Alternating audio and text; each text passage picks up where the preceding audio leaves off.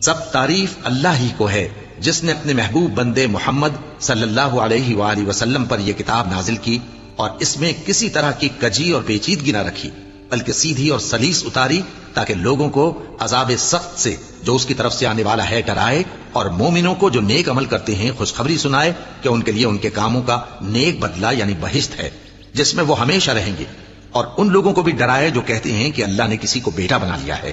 ان کو اس بات کا کچھ بھی علم نہیں اور نہ ان کے باپ دادا ہی کو تھا۔ یہ بڑی سخت بات ہے جو ان کے منہ سے نکلتی ہے،